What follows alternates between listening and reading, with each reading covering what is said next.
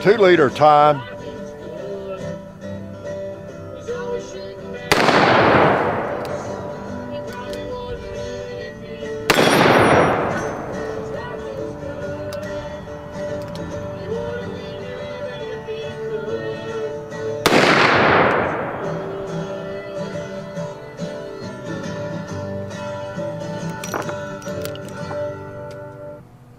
Yes, Hickok 45 with that beautiful song, your internet shooting companion, coming to you with a Ruger Redhawk from the beautiful hills of Tennessee. Yes, Tennessee, the home of Roy Acuff, Greg Allman, Aretha Franklin.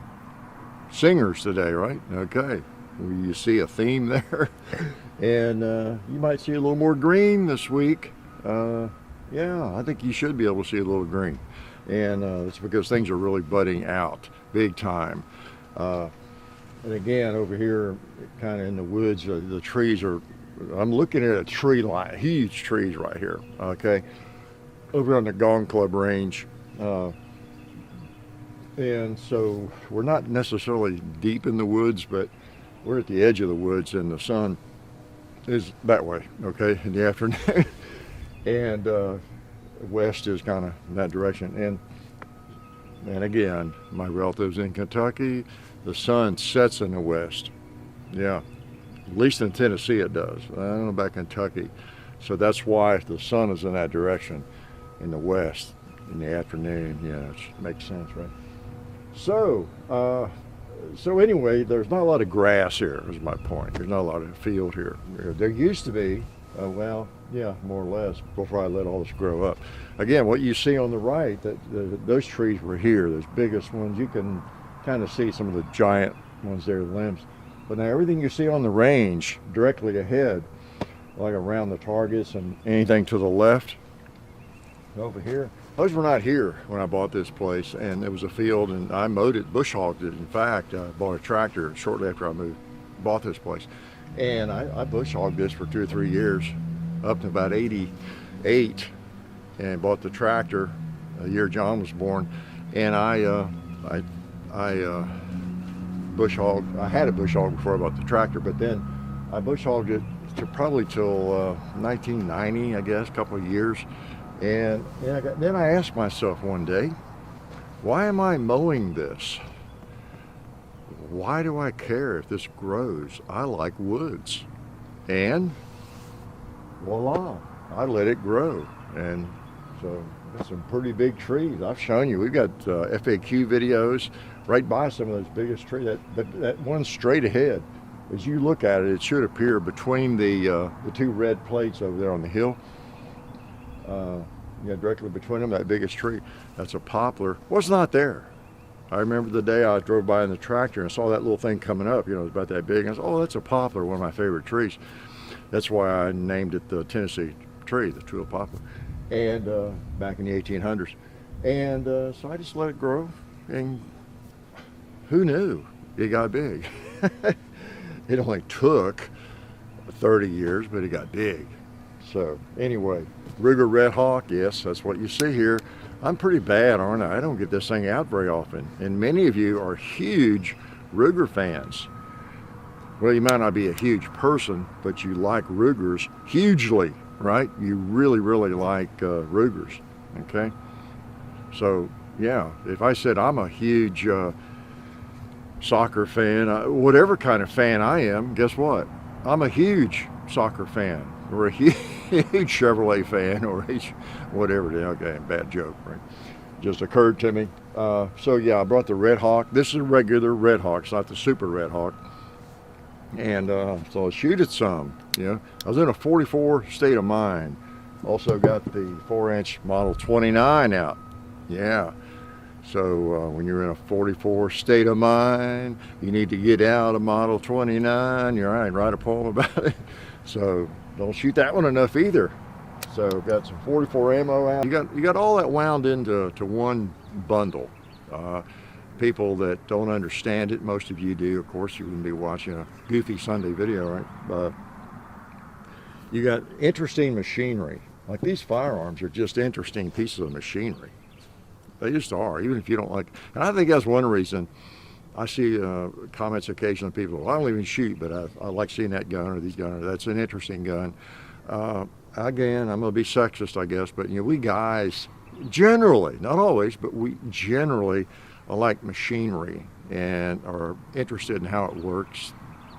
And we're just tinkerers, right? Firearms are almost the epitome of that. Just an interesting, fairly simple machine. Not that I could make one, but fairly simple and just interesting. Then you got the shooting, the marksmanship, the hunting aspects of it, the competition, the history, my gosh, the history of the gun, how it ties into the history of the world and wars and all that. Speaking of that, I went to the Tennessee Military Collectors Association meeting this past weekend, and I might have had let something follow me home. I'll tell you about, show you. Not today, but I did pick up another old, I started to say Civil War rifle. It's one that's been on my list. In fact, I've talked to you all about it, I think. Maybe you can figure it out. A musket, not a rifle musket, a musket. I'll give you some hints. Those of you who know, while I load up some 44 spec, I'm getting both these guns dirty today, yeah. I started to say for you all, but it's kind of for me. I wanted to shoot them. So let me give you some hints. You folks who are pretty savvy about old muskets and things at all. It's a percussion. It's a military arm. Okay. I mean, it's a long gun. Okay, it's military. It's percussion, not converted. It's percussion. Okay. It's a smooth bore. Okay, that should very quickly begin to limit it for you, right? Not rifled. Okay, let me shoot these, okay? 44 Special, Federal. These are some from this box, okay? It's not as ancient as the other boxes. Oh yeah, bullseye. Another bullseye. More comfortable to shoot than those Magnums. But not comfortable on the cowboy's belly. Or chest. Oh yeah. I think I hit the gong in the opening shooting, didn't I? Let's hit it with this. I think it'll take a little longer to get there.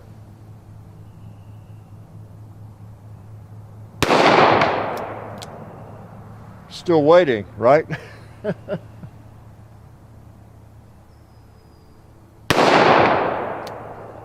Well, I'm not hearing it. Let me hold up a little more. Oh, okay. I don't think I hit it there either time. So here we go again. I'm going to keep those separate from the Magnum. Every Sunday, well, of course, think about it. I have a firearm out often that I haven't shot for a while. And so, that makes sense. I might have forgotten where to hold exactly, especially in elevation. Or maybe I don't even shoot it well, or I haven't shot for a long time. I need to get used to it. So just the nature of what I do on Sundays, lends itself maybe to some poor marksmanship. I'm getting a firearm out. The whole reason I have it is because I haven't shot it for a while, often, right? All right, let's see if we can do better than that. 44 Special. Like I say, it will take a little longer to get there, but not as long as those two have taken, okay? I don't think they're still in the air.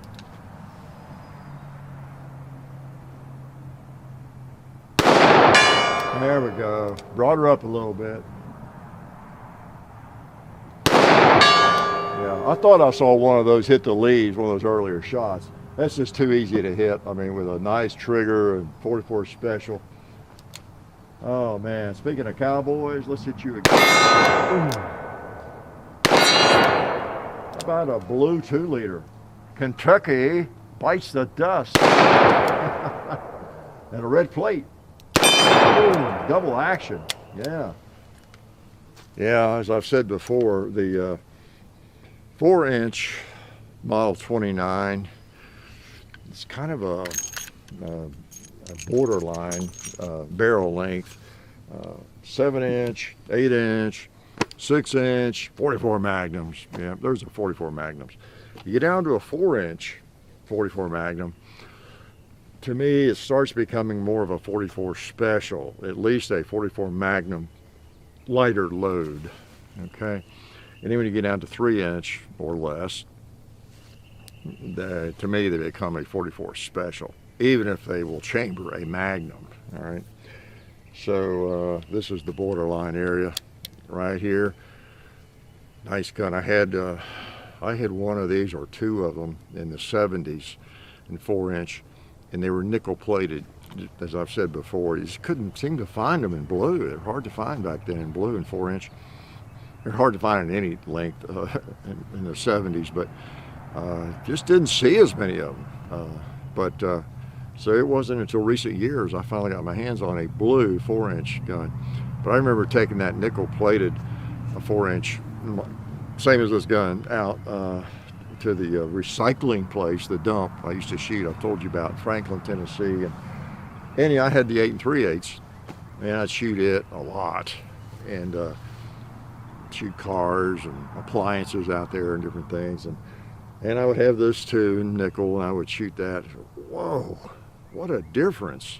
What a difference! Of course, I was relatively new to big caliber guns and everything, but it doesn't matter. It still hurts just as much. You know, it hasn't changed just because you have a lot of experience. It doesn't keep it from hurting. You know, hurting more at least than a big one. And the Magnums were loaded hot back then. The factory ammo, whew, well, it still is. But anyway, once I started hand loading and I could load a more moderate Magnum, I enjoyed shooting all of them a lot more. So that's what I did, and I got more smarter about it. And shooting should be fun, right? That's the objective, first and foremost. And then two, you should be able to shoot pretty well, whatever you're going to shoot a lot of or carry. So you don't want a firearm with a round in it so hot that it's going to cause you to flinch, right? Get flinchitis and be afraid to shoot it, not shoot it much, not be able to shoot it well. Yeah, a lot of issues there. So, but anyway, that show was great. Well, okay, I'll tell you what, I got a 18, many of you already know, 1842, a Harper's Ferry. Yeah, not a Springfield armory, Harper's Ferry. They both armories, arsenals made the 1842, but it's a musket, smoothbore, but got a hold of a Harper's Ferry at this show. 1845 it was made. 1845 on the lock plate. The barrel's 1846, but that was very common. It's all original. That's very common with those things. You know, the locks, they all make in batches, and the barrels, and then they got together at the end of the year, first part of the next year, whatever batch it was. You know, so you'd often have a 1-year difference in the lock and the barrel because they were both dated. But it's a pretty nice one, and it's great. That was one that was kind of on my list. I've said this before, to complete my musket collection or my rifle musket collection. It really is. I don't know if it completes it for me, but the ones I just really have so much history is that Mississippi rifle, you know, the 1841, of course the 1861 Springfield. The P-53 Enfield, you know, the predominant firearms, rifle muskets of the North and the South, you know, especially after the first few years of the war. And then the 1842, that I just got, that was used pretty extensively in the Civil War. A lot of buck and ball and buckshot, you know, smoothbore, but very, very effective the way they fought back then. That one was very effective at Gettysburg. It basically helped decimate Pickett's charge, you know, the 1842, who was at the Irish Brigade, I think, on the Union side. So that gun has a lot of history and need. And the only other smoothbore I have, other shotguns, is that Brown Bess, you know, flintlock. Man, So it's going to be interesting to shoot this thing in a cap lock version of smoothbore. See if I can hit anything.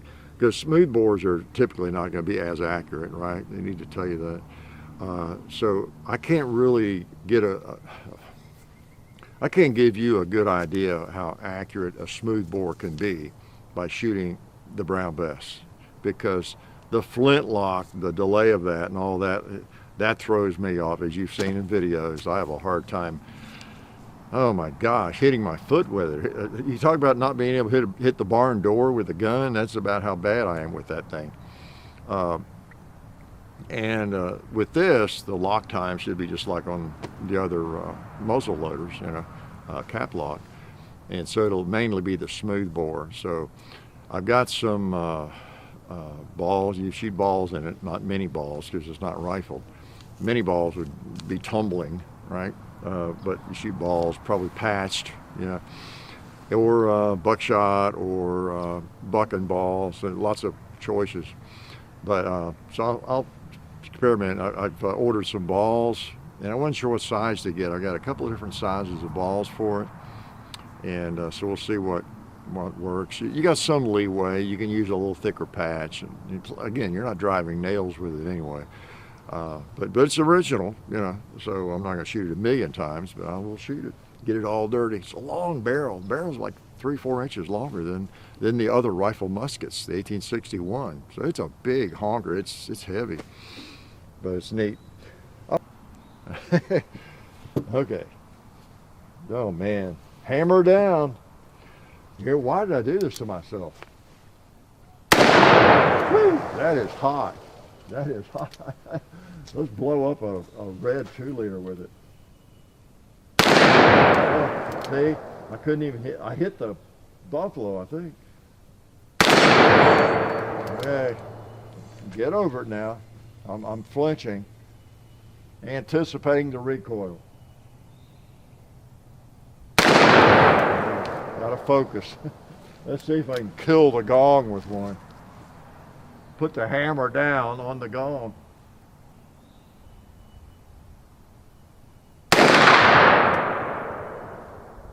I'm not sure it was up high enough. I don't know where that one went. Again, it may have gotten there so fast, it's hard to tell. That's again, that's one of those physics lessons I give y'all every now and then. That may not have been the case, I don't know, but sometimes when you're shooting a really hot round, means it's probably going to be loud also.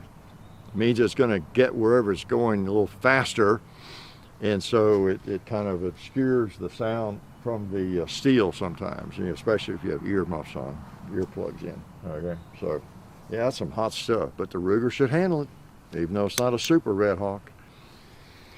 All right, I probably won't be able to get to all my wonderful notes. Gosh.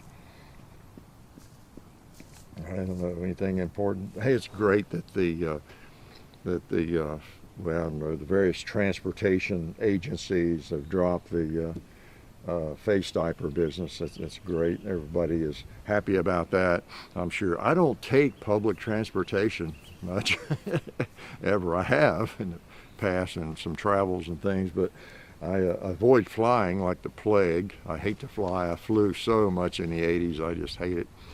Part of it's from being 6'8", but I also just, I hate it.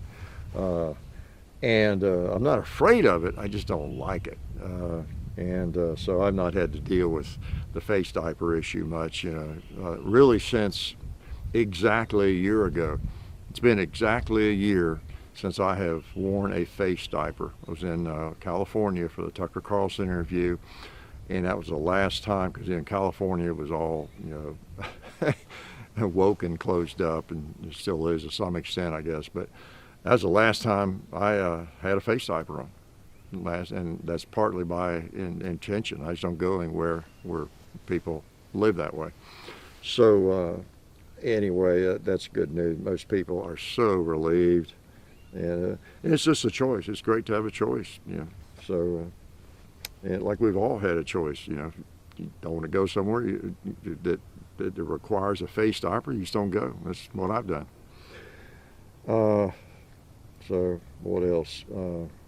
I ran into. Let me shoot some. I'm gonna give myself a break and shoot some specials in this big gun. Oh yeah, it'll be nice, won't it? I ran into a. This was before last week. I forgot about it. I ran into at breakfast at Cody's Diner in Ashland City, an old student of mine from the 70s. He was already in there eating, and I didn't recognize him. It's the same old deal. When somebody's in 7th or 8th grade, and then you see them 50 years later, let's see, 50 years later, they've changed so much, and more than I have. I've changed too, but not as much as they have, and so I didn't recognize him until I found out who it was. Oh yeah, now I see. So it was great to run into him and his wife and everything. All right, he didn't throw food at me or anything. So, all right, let's shoot this target. Oh boy, now that is sweet. Let's pop one on the gong if we can.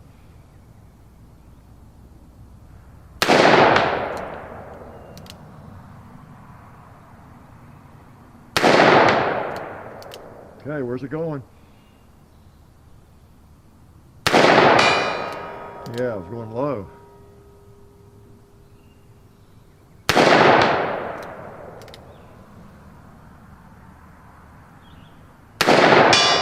Oh yeah, yeah. Seems like I need to hold near the top. Okay. Got it.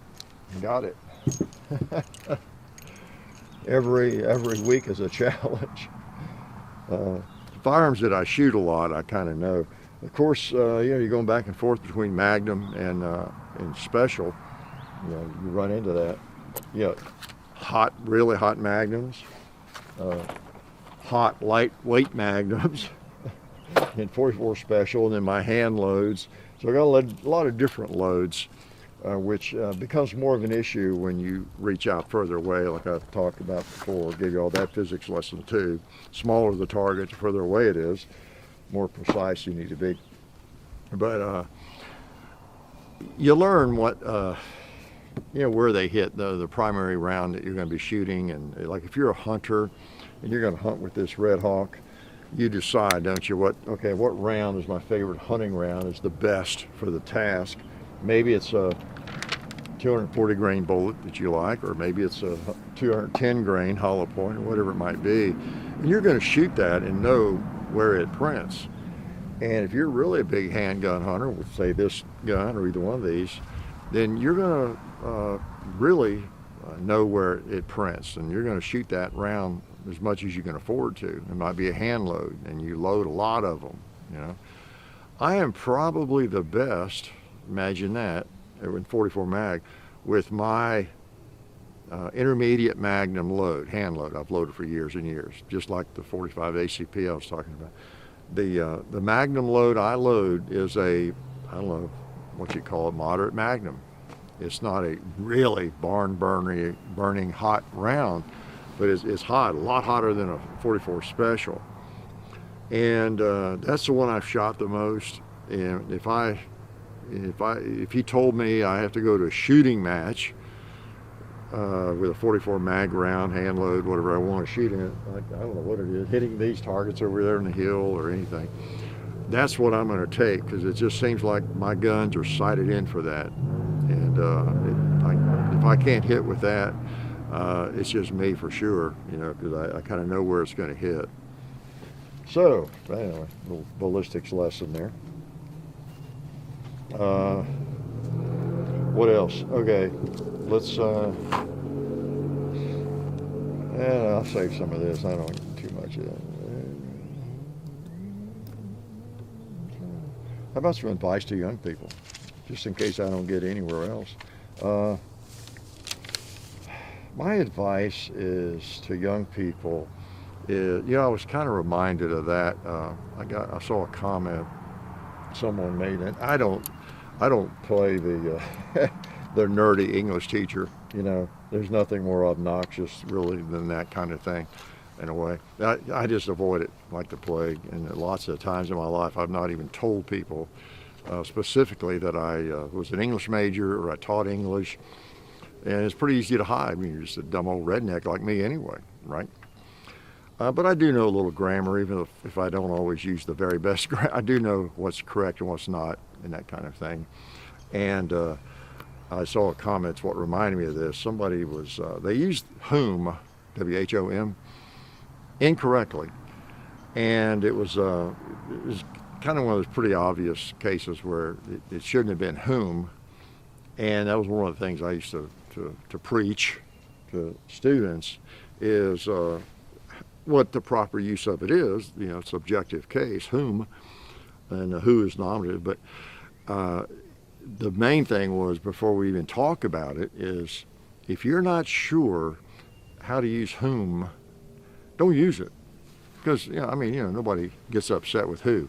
You know, if you never used whom again in your life, nobody, other than maybe your professor at college or somebody, you know, most people are not going to notice or even care if they did notice, okay? So if you're going to use whom, though, be sure you're right. Be sure you know what you're doing, because you, for one thing, even using it correctly, in some circles, you might come off as trying to sound educated or smarter than you are, or something like that. Maybe you sound a little snottish or whatever. Not if it's obvious, but the use of it. I should have written down the sentence, but I remember the sentence, and I did say something. I don't think it was a smart aleck remark that he left. I don't know, but I think I told him that, like, I don't normally do this, but it's who, you know, or something. Just kind of as a teachable moment. Just forget the whom unless you really know what you're doing. Okay, that's my advice. But anyway, it ties into knowing your limitations. Okay, which we all fail at quite often. Not to sound like Clint Eastwood, but a man's got to know his limitations. So is a woman, right? Know your limitations, and you end up doing, you know, less of that kind of thing. But grammar is almost irrelevant. It relates to everything. We often, as human beings, young people and old people, we think we know more than we do. Or we like to think we know more than we do. And it goes back to the old thing I preach on all the time. A little learning is a dangerous thing. You know, we get to know a little bit about something, then we men are maybe the worst about that. And then we think we're an expert. We're an expert. We've learned a little bit about this. We know more than other people. I'm a genius. I know what it is. And it just applies to like every aspect of what we do. So my advice is try to, looking back through the years, you know, as times I've violated that, but try to be aware, self-aware of what you know and what you don't. And that's half the battle, is not knowing what you don't know, but knowing that there's probably a lot you don't know about a particular subject. You know, again, whether it's guns, powder, loads, cartridges, nutrition, economics, car engines, everything. I mean, everything. That you probably, unless you have studied it extensively for years, whatever it is, you probably are at that point where you fall under that category that Alexander Pope wrote about. A little learning is a dangerous thing. Know that you're in dangerous territory as you learn about something. Whatever it is, you are in dangerous territory if you have just recently gotten smart about something, you think. Okay? Me too. Whatever it is. So, just be careful of what you don't know. My gosh, one of the best examples is me. I'm supposed to know, I should know, and some of you think I know a lot about guns. You know, man, the guy knows more than I've forgotten and all that kind. Man, I feel so ignorant about firearms. At the Tennessee military show last weekend, I was talking with a guy dealer there about this gun and various things, and I was telling him that, he might have made some comment about me knowing more than him. I think he did. I said, hey, no, not hardly. You probably know more than I do. And this room is full of firearms that I am so ignorant about, you wouldn't believe it. There's some I know about, but all you have to do is walk down the aisles and see them. There's some World War II firearm or these bayonets and just different things. I'm not sure what that is. I'm not sure what that firearm is. That looks like, is that a Luger? What is that? And just what caliber is that thing? And there's a bunch of Colts, 18,000 different variations of 1911s or whatever it might be. There's just so much that I am ignorant about. And I actually, the reason I make that it's not a big deal because I'm a genius, that I might be. It's a big deal is I've messed with guns for so long, and I'm still really ignorant about so many firearms and issues. So we have to be careful to know our limitations and realize we're all so ignorant. Gosh, we're all just babies, almost on any topic. It's rare that you actually run into a real expert on something. Yeah, really. So know your limitations and don't act like a big shot, like you know everything, because that's when you get into trouble, right? You really can. Oh, speaking of that, can I get in some more trouble with this thing? Should I fire some hammer downs in this? Break my wrist? No, I think I'm going to shoot some specials. Yeah, I'm going to shoot some more of these specials. I mean, this ammo has been around a long time, and I do need to shoot it, okay? I have been meaning to, like I said, I've been thinking about bringing this stuff out, these old boxes, and there's some older than these, of course, but these go back, I think, like into the 70s, I guess, into the 80s maybe, but I've been thinking I would bring those out and show them, but I wasn't sure what context to do that in, and so today's a good day, celebrating the 100th anniversary of Federal, and the target's trying to get away. Just put it back up. Usually they're blowing totally down. Also, there's Talon grips. Appreciate their help. I bet I could find some if I worked at it. Yeah, I bet I can, right in my pocket. And I bet I gotta find some ballistol, like I spray on these guns as soon as I finish. I do that as soon as we finish these. As soon as you all leave, well, they're already empty, but I spray them down and get that stuff working and put them in the sock or wrap them up in paper, put them in a little case I bring over here, and go back and unload everything. And maybe I'll take the chip out of the camera and take it in and have it uploading, or to the computer. And I'll go back out and I'll just work on cleaning the guns a little bit, or finish them up usually, clean them up. So it doesn't hurt to. That's a little tip. No, again, no charge. No matter what kind of cleaner you use, let it do some of the work for you. Spray or whatever you do, put it in your barrels or whatever you use, a snake or whatever you do. Go ahead and get the dirtiest parts, especially soaking with it.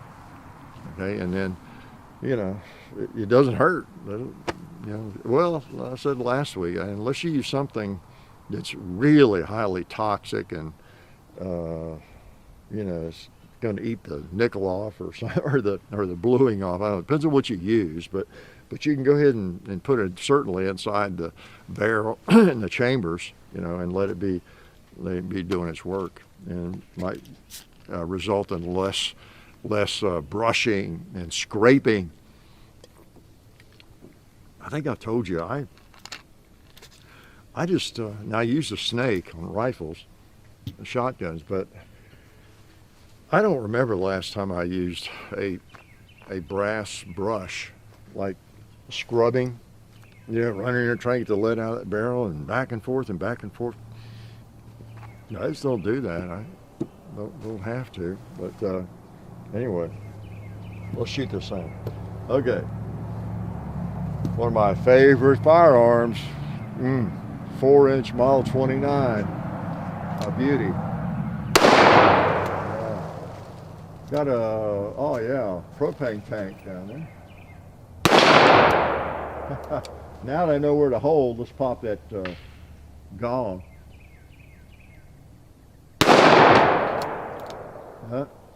Didn't hold high enough, I guess. Yeah, I'll try the turkey.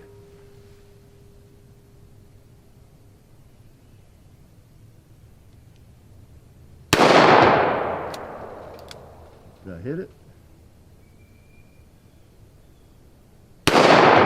Oh, just missed him. I'll try him again. I saw it just a little low, I think. Okay, sweet. You know, my specials in the same pile. There's nothing more frustrating when you're hand loading, you're loading, is to have 44 special mixed in with 44 Magnum, or 38 special mixed in with 357 Magnum. And there's other examples of that. 380 cases mixed in with 9mm and all that, because they're close enough that you often don't realize the difference till you get it on the turret and you've actually pushed a bullet in maybe and it's the wrong depth, all that kind of stuff. It's a aggravation, so you want to keep them separated. Okay, it'll happen anyway occasionally. What else? I don't know.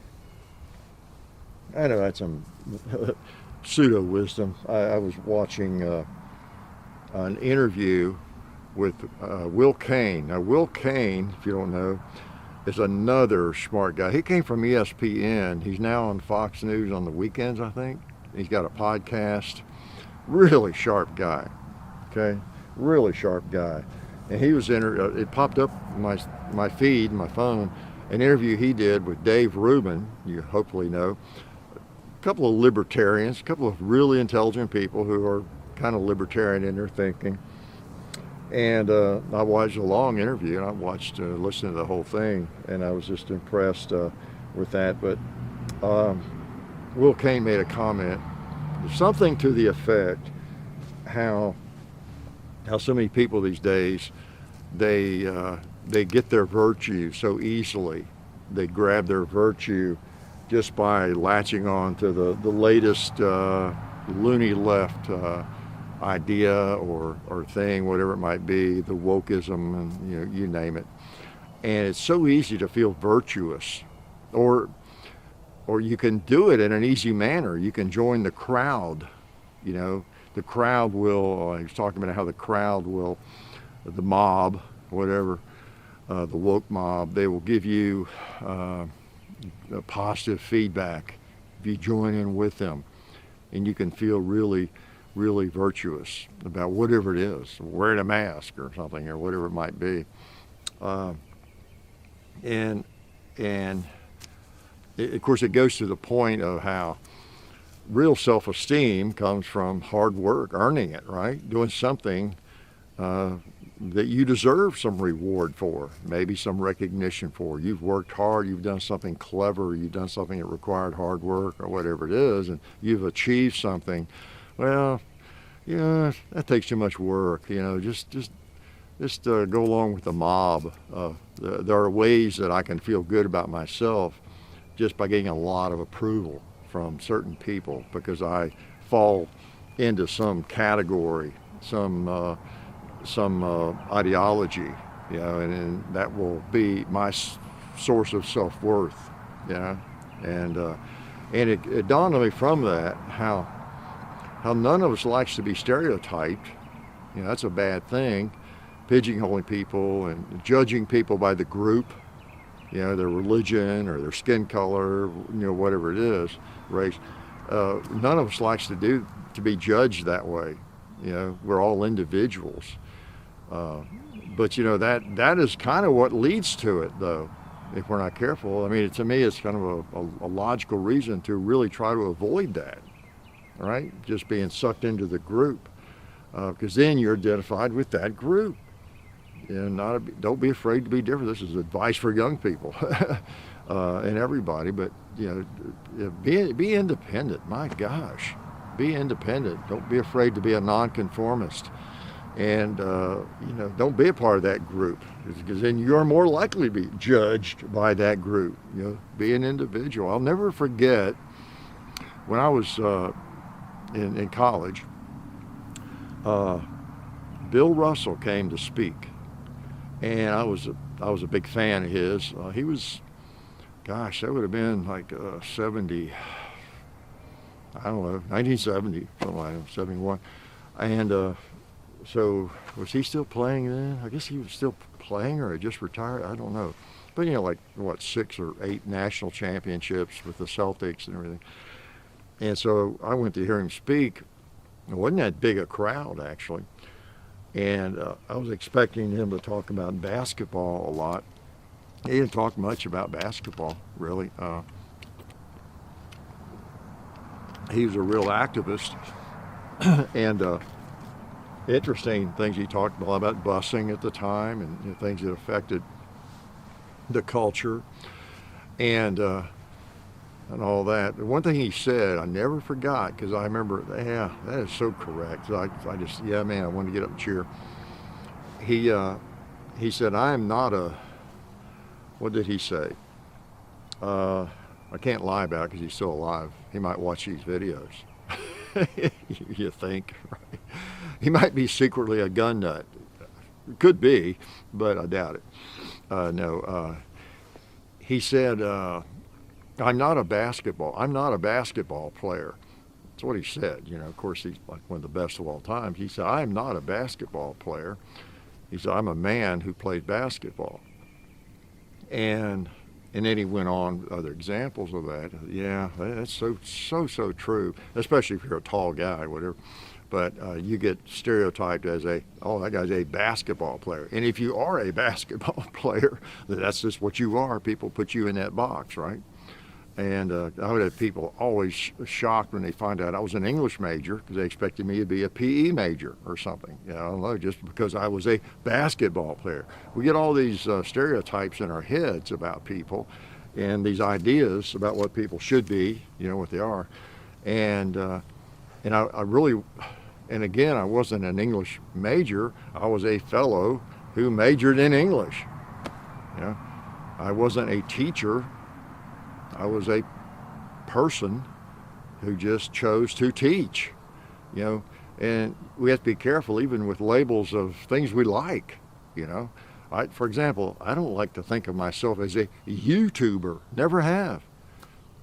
Not. I'm just a guy, John and I, we're just a couple of fellows who make gun videos, and we post them on YouTube. I'm not a YouTuber, what the heck that is, The next platform that replaces YouTube, are we going to be Rumblers if Rumble takes off? He's a Rumbler. We're people who shoot. We make videos and post them wherever it makes the most sense. I'm definitely not an influencer. Now, we might have influence over people. I hope positive influence for the Second Amendment. I'm not a stupid social media influencer. Oh my God, I want to gag when I hear that. So you know what I'm saying? We want to be individuals. Everybody is multifaceted. Hopefully you are.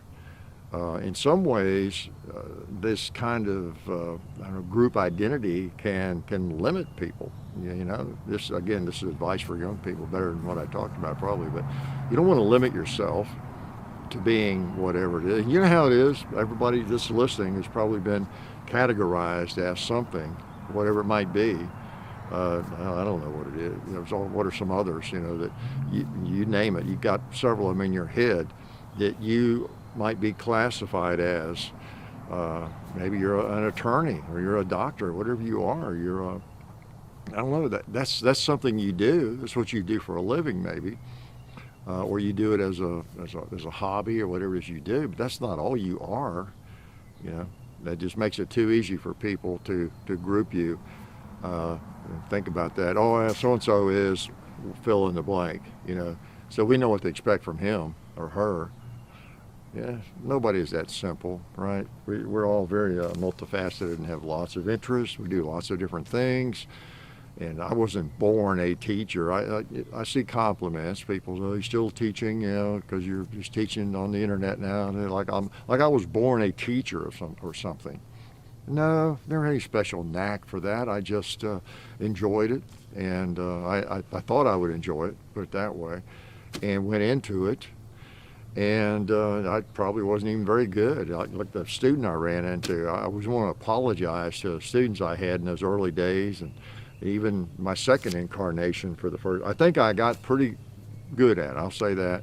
My last 10, 15 years, I think I got better all around as a teacher at it.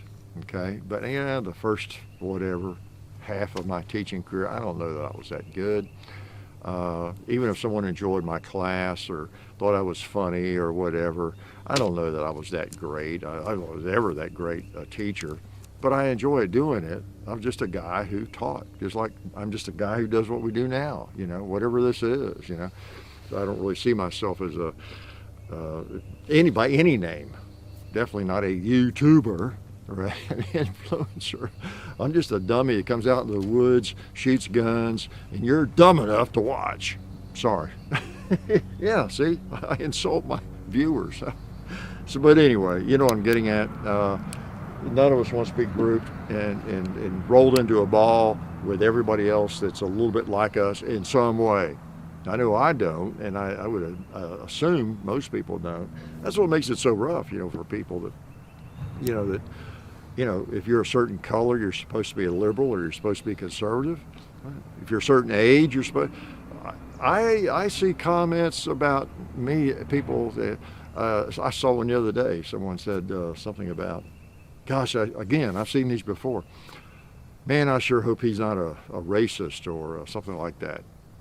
They look at me and see me with gray hair and an old white guy, and wherever they got that in their heads, they think, well, I can just feel it, the vibe. Gosh, I like this guy's video. I want to like this guy or this guy's videos or whatever, but I sure hope he's not racist, And I don't know what color, what race the people are that say that necessarily, but yeah, I always think, wow. Where did that come from? Where did that come from? Try not to, here's a news flash. Try not to judge people. I came up with it on my own. I've never heard this from anybody else in my life, but try not to judge people based on their race or their religion, their gender, sex, their age, their looks, okay? Try not to do that. I bet you some folks have philosophized on that before me, you reckon? Okay. And don't judge a person by the caliber they shoot, okay?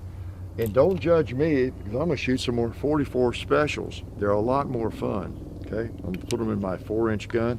I know some of you would rather I shoot the Ruger more. Well, maybe I'll shoot it one more time before I let you go.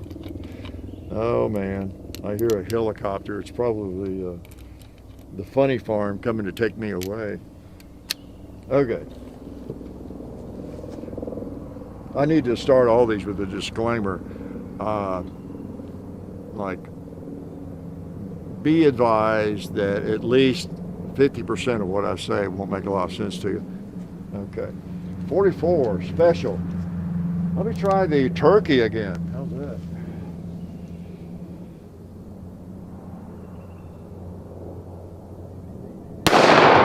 Oh, that felt good. A little high, I think. That was high, I know.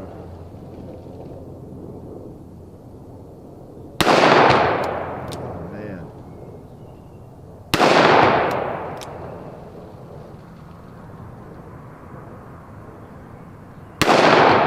Oh.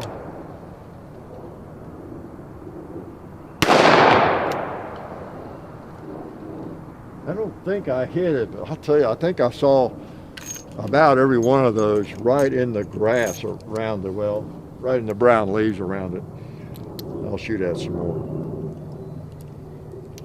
Kind of a cloudy day, which is good. The cloudier, the better, as many of you already know when you're doing videos. I want to hear that turkey ring. I'm sorry. I may have to walk over there and hit it.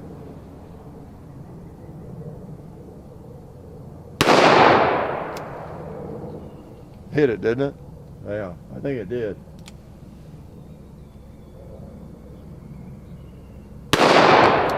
low. Well, that would rang loud enough. Okay, got me that time. The principle of the thing. Woo! Let's shoot a plate with the left hand here. Shoot a cowboy. Click. All right. Nothing feels better than a Model 29. They feel great. Well, I don't know about nothing, but they feel awfully good. Oh man, I've shot and I've rambled, and I've got a couple of things I might talk about another day. Oh yeah, has anybody seen the any of the Johnny Depp thing, the trial? I hate to admit I've caught some of it, mainly in the car. I have the satellite radio in my car and listen to Fox, and there it comes on, and I love Johnny Depp as an actor. Oh man, I never did get into the Pirates of the Caribbean movies. For some reason, I don't know, as much as I like good movies, I'm a little that way with Star Wars. I hate to tell you. John loves them, but if I'm watching one, I'm just, okay, it's a good time to take a nap. You know, in the Pirates of the Caribbean, I remember seeing, I think I even went to the theater to see one of those. I just wanted to fall asleep. I don't know what it is about movies like that. I don't know, don't do much for me for some reason. But oh man, and everything else, he is an incredible artist, incredible. Public Enemies is a masterpiece in so many ways. He is great in that, and others. I'm trying to think of another one. What is it? But he is just so talented, and I think that's what drove me into. Okay, I want to hear this. That's who that's talking. I want to hear this, and I feel dirty, like I need to take a shower just for listening to all the dirty laundry, you know. And it's essentially like a divorce trial, that kind of thing. We're all the spectators of that. You know, we ought to be ashamed of ourselves for watching or listening to it, I guess. But the way it is with celebrities, I guess, we're curious. I was mainly not curious about all the stupid stuff that goes on between people when they're married and get to fighting and all that stuff, you know, even though they're pretty extreme, right? It's always a he said, she said, and he did this, and you never know. That's why here's some advice for everybody, young or old, of course. If you have friends that are getting divorced or get divorced, you're probably going to side with one side or the other, depending on who you're the better friends with and all that sort of thing, or whether you're male or female. But you know, down deep, they're both at fault, and you don't know who's at fault. No matter what stories you hear from one side, you know, it sounds so bad, you know, from one side, but every single thing that seems so bad from one party could have been brought on 99% by the other party, you know. I mean, you don't know the dynamics, you know.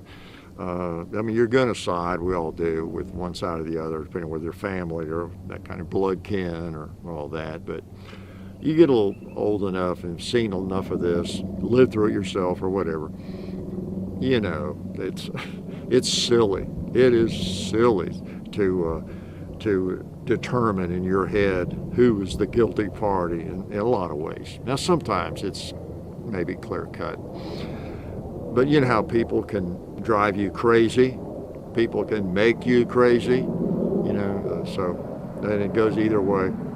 So anyway, I don't get into all that with that, but it was interesting to me to hear the beginning of it, because I'm so impressed with him as an actor, an artist, and I don't know a lot about his personal life, and you know, again, you know, I try to separate the personal life of these people, because all I know them as are the pirate, or as John Dillinger. That's who I know Johnny Depp as, okay, and some other characters, and that's what impresses me or doesn't impress me, the artist. Okay, like whether it's Bob Dylan or Alan Jackson, or who I don't know everybody's history, don't want to know it, or Jimmy Buffett, or you name it.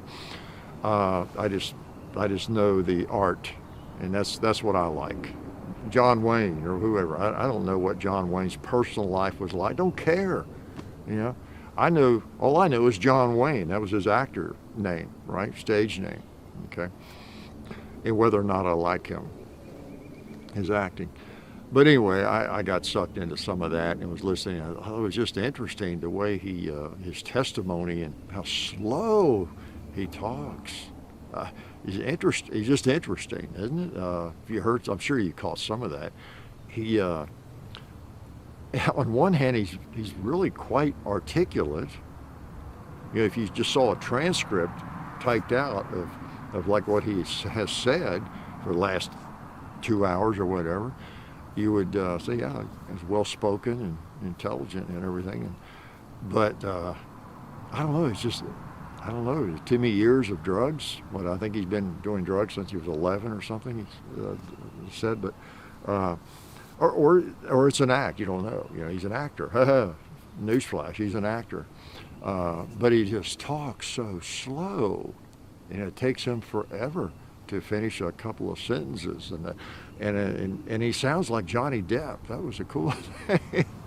So anyway, I got sucked into some of that, and I thought, wow. I haven't heard a lot of it, and haven't heard both sides or anything, but and don't care, about all that. But it's interesting just to. Well, the one point I was going to make about it, the whole reason I brought that up is I was listening to it, that it does prove a point. It points to the fact that it doesn't matter how wealthy you are, how smart you are, how creative and how talented you are, or people are in general. They still have all the same problems, don't they?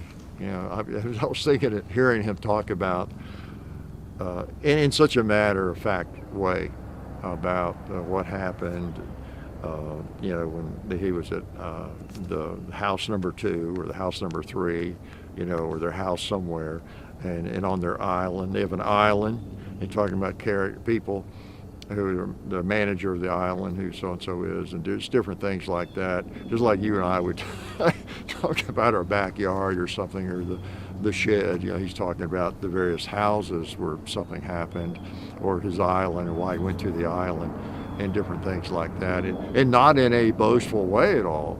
It just and again, he's an actor, so he's probably ensuring that he doesn't sound arrogant, and maybe he's not arrogant. He has a tough life, sounds like, from childhood and everything. So he may be a fairly humble guy. I just don't know him. You may know him better than I do, or his history. I know his bad history is unfortunate in a lot of ways, since he was very, very young.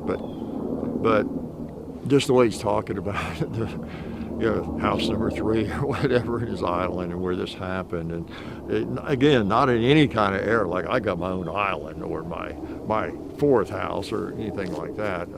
It's just so matter of fact.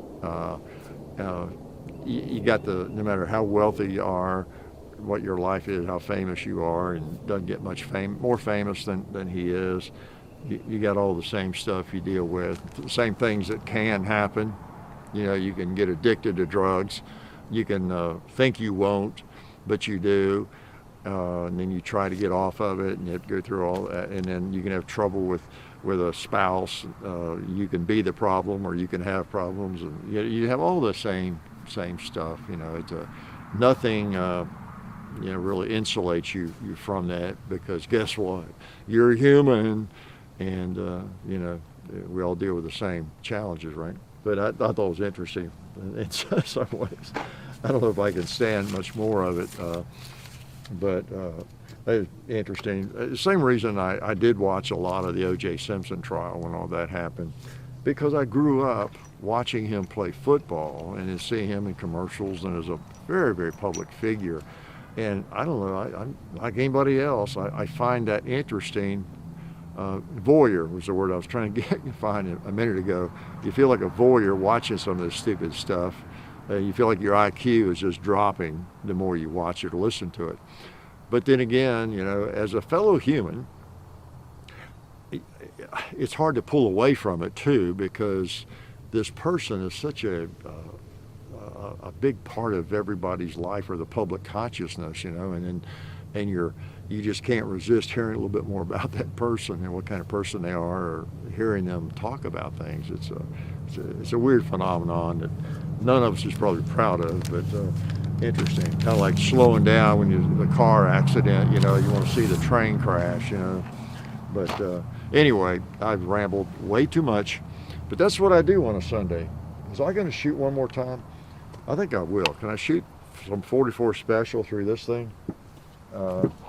Did I use them all? No. Yeah. You know what I've got before I let you go? Oh, that's 10 millimeter. I think I'll shoot that. I had a 10 I was going to bring out, and I'll bring that out next week. I got one more 44 special out here. I'm going to shoot that. Yeah, just one. No? Yeah. Is that it? That's a Magnum. I got one 44 special. I'm going to put it in my gun and sling it somewhere, and I'd better not miss, right? Okay, let me remind myself, Ruger, Ruger's like a Colt. Okay, goes that way.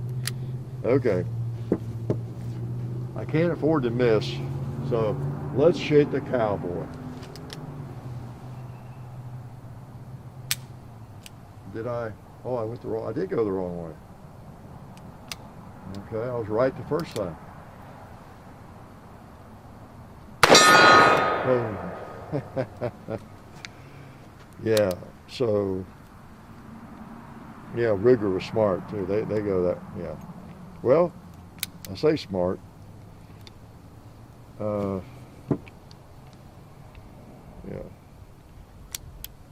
Part of the reason Smith & Wesson, and here I go.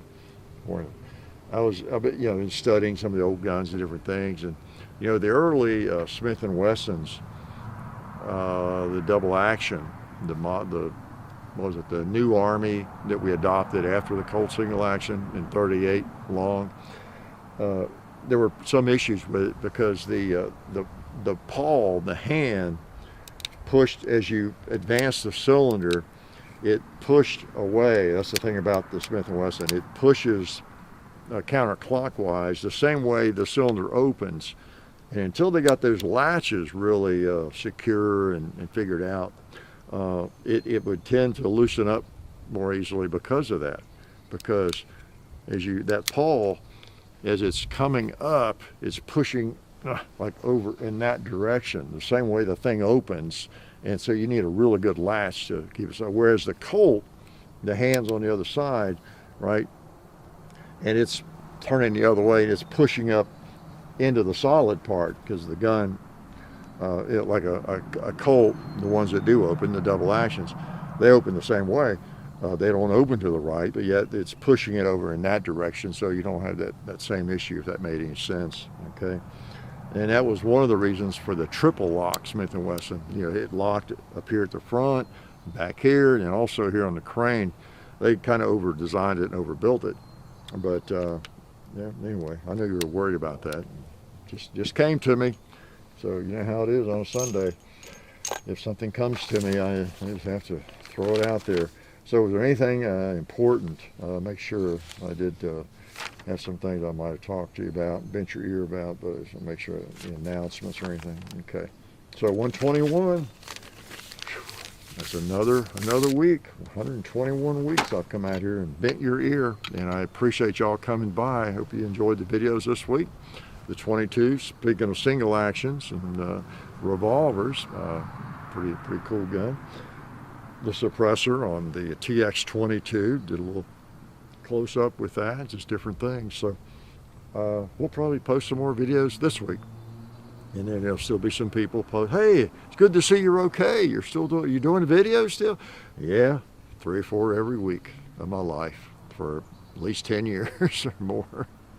So anyway, hopefully you'll tune in and check out all the crazy things we do. So appreciate y'all coming around and hanging out with me on a Sunday. These are 2 great guns. I love 44, and it's kind of fun shooting some of this old ammo, even though it kicks. The old Federal ammo. I'll put this aside and save it and bring it out another day, these old boxes. If you got any really old boxes, there are people actually who collect these. It's a whole another area of the firearms world and the collector's world. There are people who collect cartridges, old cartridges, and who collect old boxes of ammo. You'll see them at a gun show, a box like this that's like in better shape than this even, or not, but wrapped up with cellophane and protected, you know. And it's cool that people are, you know, people collect everything. Cartridges I'm glad people collect cartridges and then sell them and everything. That's how I've been able to acquire like old 44 Schofield rounds, 45 Schofield rounds, old 45 Colt round, you know, with copper cases you've seen. I've shown in videos of old 45-70 rounds, copper cases, go back into the early 1870s. It's neat to have those actual bullets, those rounds, cartridges, you know, from that era.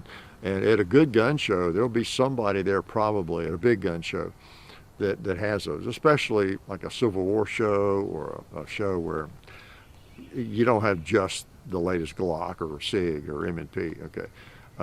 You'll usually have somebody there that has a cartridge collection, and you know, and they sell them. It's not just for show. And it may be like $75 for one cartridge, depending on what it is. If you want to, and I've got several of those, like if you want a 44 American cartridge or 44 Russian, you know, it's available. It just ain't cheap. Or a 44 Henry, I think I have one of those. So anyway, I'll shut up, quit thinking of things to talk about.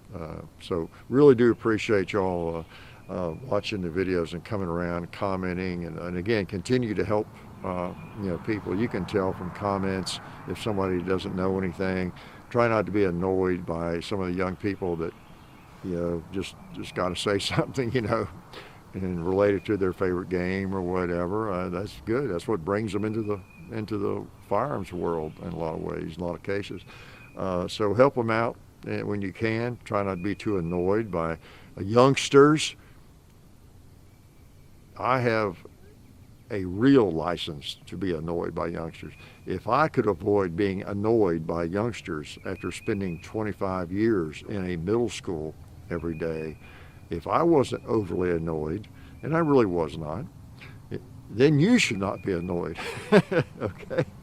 I have the ultimate license for being annoyed by young people, and I lived through it and actually enjoyed it. Yeah. So don't be annoyed. No, that's not to say that some youngsters cannot be extremely annoying, but then again, so can we, right? Just look at me. See you later. Life is good.